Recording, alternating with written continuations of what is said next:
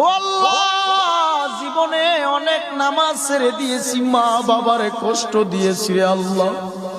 ও আল্লাহ, তোমার রাসূলের সুন্নতের মালা গলায় লাগাইতে পারলাম না রে আল্লাহ।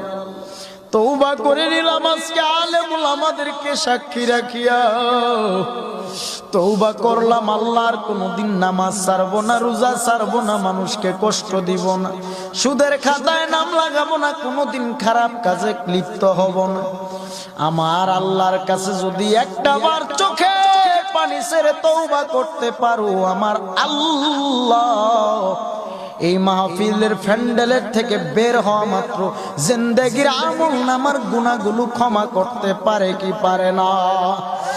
বলেন রহমান তিনি কে, রহিম তিনি কে, রাজ্জাক তিনি কে, জব্বারু তিনি কে?